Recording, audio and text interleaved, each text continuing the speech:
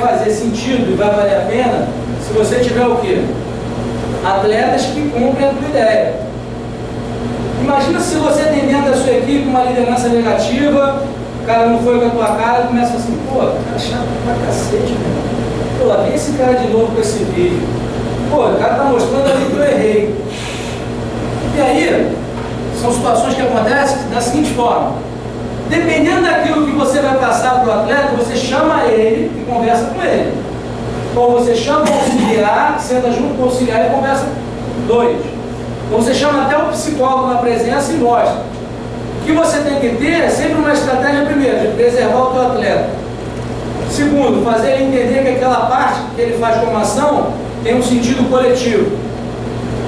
E ele entendendo tudo isso, ele começa a transferir, não responsabilidade, mas transferir o que ele entendeu para o outro. Eles começam a se falar, a se cobrar, a se entender. E começam a ver situações de jogo que eles começam a pedir depois para a gente. Então eu vou falar disso um pouquinho mais adiante. Então, por que eu dei o exemplo do Jefferson?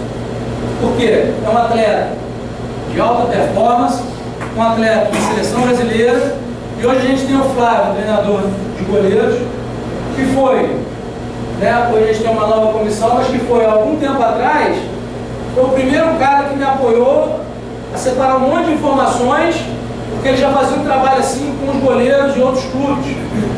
Então, quer dizer, não é só o treinador que cria demanda, o treinador de goleiros cria demanda. O médico vai criar uma demanda para você, vai dizer, olha, vou ver quantas vezes esse cara tocou na bola depois que ele botou a primeira vez a mão na coxa pelo minuto tal.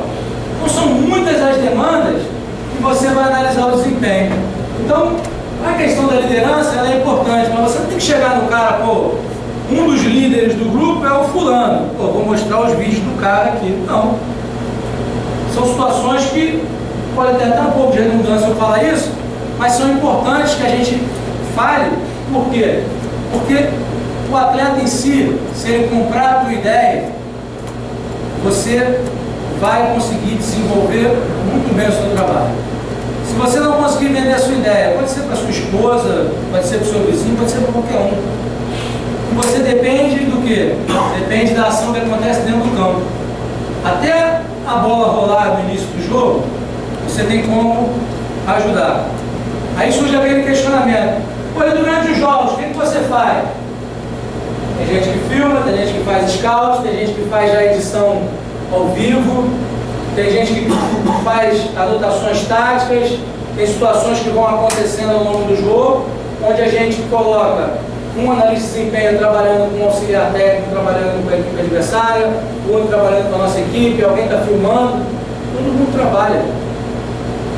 E na minha opinião, se tu tem lá um fisioterapeuta, que não tem ninguém machucado naquele dia, aquele cara sabe filmar, arruma uma câmera, coloca ele atrás do bolso, tem ninguém vai filmar, tu fala assim, pô, meu irmão, valeu. Depois tu pega o vídeo e dá teu jeito. Se a filmagem dele for uma porcaria, não chama mais, mas se for boa, se ele estiver disponível, tu dá mais uma oportunidade.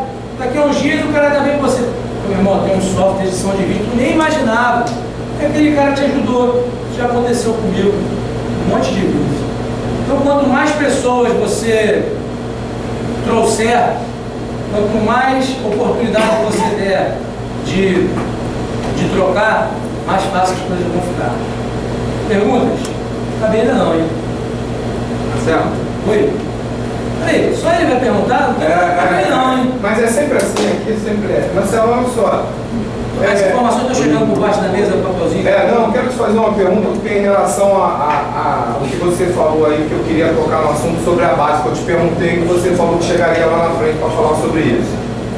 Por exemplo, o ser humano, né, o jovem, né, a criança no caso, ele tem um poder de aprender as coisas mais rápido, né? Tanto é que você tem uma certa idade que coloca a criança para aprender o inglês, essa situação toda. Quando você falou que o ideal seria essa junção, né, de todas as categorias da base. Meu pensamento, não sei se é verdade. Exatamente, não. Eu compartilho com isso. O que acontece é o seguinte, porque o jovem, o atleta jovem, ele chega já no profissional com alguns vícios de algumas coisas que ele não aceita. Por exemplo, essa situação que você está colocando de análise de desempenho, se isso fosse trabalhado já com esse garoto jovem lá embaixo, ele já viria adaptado o profissional para absorver essas informações, para não ter essa situação negativa que você às vezes fica preocupado em falar com o atleta, né, que você passou, vai falar primeiro com um psicólogo, vai falar primeiro com... Porque se ele já vê perfil. Exatamente, mas outro ser humano está do outro lado, sem entender que você está lidando também com o ser humano. Exatamente, mas se ele já viesse acostumado. Às vezes tem um problema pessoal, às vezes tem um monte de coisa, entendeu? Por isso, não é o jogador de futebol em si. O que eu estou colocando é que do outro lado tem um ser humano. Mas o que eu estou querendo colocar é o seguinte: se ele já viesse lá de baixo da base, acostumado com isso, de chegar e falar assim, olha só, você tá no posicionamento está errado, você está correndo de uma forma errônea, você está numa situação, se ele já viesse nessa situação, tudo direitinho, quando ele chegasse lá, porque hoje em dia, a base do clube é que é o futuro do atleta. Então quer dizer que eu acho que esse investimento ele teria que começar na base nesse tipo de situação, até para o jogador ter essa situação lá na frente. Concordo em todos os âmbitos com você. Quem aqui já trabalhou com futebol de base? Levanta o dedo, por favor. Por gentileza. 50% da turma, vamos dizer assim. Concordo com você em tudo que você falou. Esse trabalho, pelo menos a vivência que eu tenho, essa sistematização de colher informação, estruturar e repassar, como eu falei, o processo de análise de desempenho é uma profissão nova no mercado. Tá? Só que esse trabalho, de alguma forma, ele acontece. Ele acontece através dos auxiliares técnicos, através do treinador. Existem treinadores que hoje não têm uma análise de desempenho, mas que eles fazem diversas análises e mostram para os seus atletas. Eu conheço alguns deles. Alguns já trabalhei com eles, outros já foram meus estagiários. Conheço gente de todo tipo nesse sentido. Só que o que acontece? Eu posso ter a melhor ideia do mundo para o futebol. Se você chegar em qualquer clube de futebol, for um departamento de futebol de base, e apresentar o teu projeto, se tu convencer todo mundo lá, o que eles vão te dizer? Pô, vai lá no profissional agora, que a verba do departamento de base vem do profissional, tem que convencer os caras. Por que eu não fui na base do Botafogo apresentar um projeto? Eu fui na base de outros clubes, os outros 2 clubes eu fui na base. Tá? Os outros 2 eu ouvi, tem que ir no profissional. Porque, como eu falei para você, como são 2 pilares, e as fontes de receita são diferentes, a receita do departamento de futebol profissional é uma, e o que sobra do departamento de base algumas vezes é outra, você não tem como alavancar um projeto às vezes pela base. Não sei se você já estiver lá dentro. Se eu trabalhasse numa comissão técnica de futebol de base, eu ia tentar inserir isso. Como ela colocou, muita gente pensa que é caro pra caramba. Pô, não sabe quanto custa um software. O que custa é alguém sentar e estudar como usar aquilo ali. Eu pegar um cara e falar assim, meu irmão, ó, isso aqui custou R$5.000. Só que isso aqui se torna um patrimônio do clube. Você hoje é um funcionário do clube. Você é um recurso humano dentro do clube.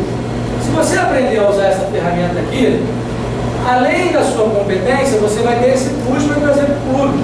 Você sabe usar algo que é patrimônio do clube. Então eu concordo com você que a importância da base é indiscutível. Lembra que eu falei de olhar para si próprio, olhar para o quintal? Eu estava falando disso. Só que eu não tenho como, eu não vejo como eu chegar em qualquer clube do Brasil e gerar um convencimento de que investe isso aqui para a base e depois isso chegar no profissional. Sabe onde isso aconteceu? Isso aconteceu na CBF.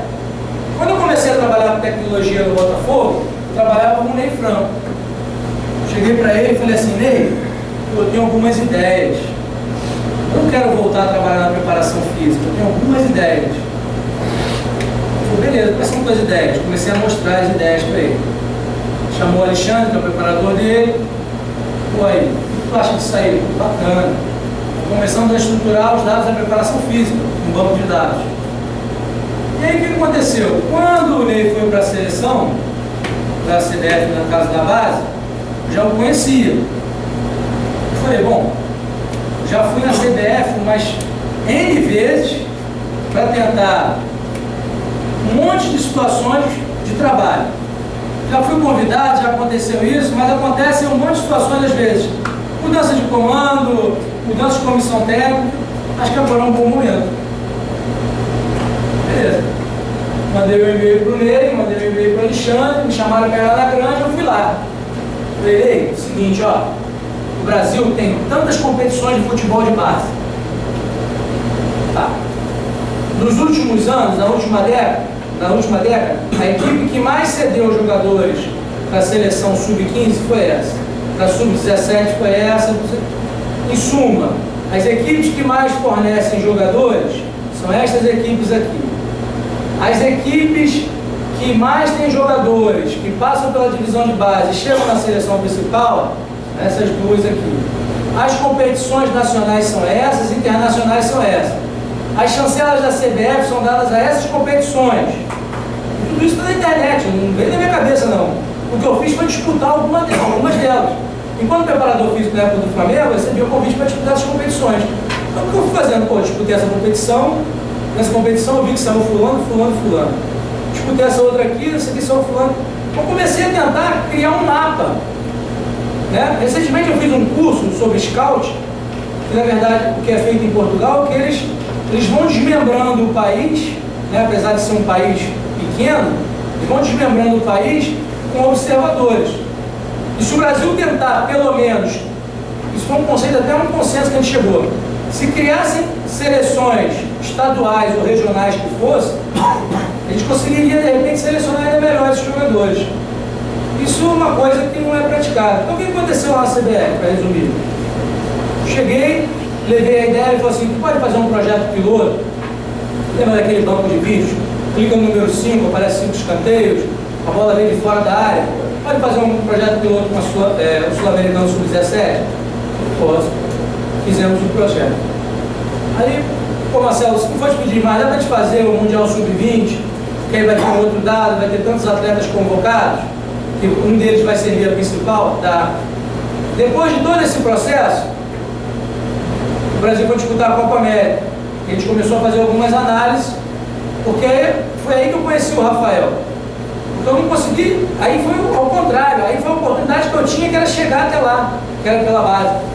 Aí que o Ney trouxe o Rafael Vieira, sentou comigo, me mostrou o trabalho que ele fazia, uma coisa, pô, bacana demais. Você chega de frente com um cara que tem uma expertise, assim, muito maior do que a minha, ele me mostra, eu faço exatamente isso. Eu falo, pô, a minha ideia é essa. Pô, legal, pô, vamos fazer a Copa América? Vamos. E aí no final teve tudo aprovado, mas as mudanças não permitiram que as coisas acontecessem. Não tem problema, eu vou continuar tentando. Seja por um canal ou pelo outro. Eu tenho os meus pensamentos, eu acredito naquilo que eu faço. Então, o ideal é usar a base. Só que você, tirando esse caso, que você conhece alguém para dar entrada num processo, num projeto, você não vai ter como fazer isso. Eu não vejo. Não vejo. Se eu conseguir apresentar um projeto no departamento de futebol de base, é aquilo irradiar profissional. Eu hoje ainda não vejo. Mas se você daqui a um tempo entender que os departamentos são um departamento só, que é o departamento de futebol, acho que no momento que você fez uma apresentação, vai ter lá o treinador sub-17, sub-20, o treinador principal, e não simplesmente. Hoje a gente tem os clubes do Rio de Janeiro treinando com as categorias em lugares distintos. O cara às vezes que era sub-15 não vê o treino da sub-17, isso é muito comum, ou seja pelo horário, ou seja pelo local. Isso a gente tem. A gente pode não ter os principais, mas a gente tem. Então são situações que a gente tem que pensar o dia a dia aí e trabalhar em cima disso.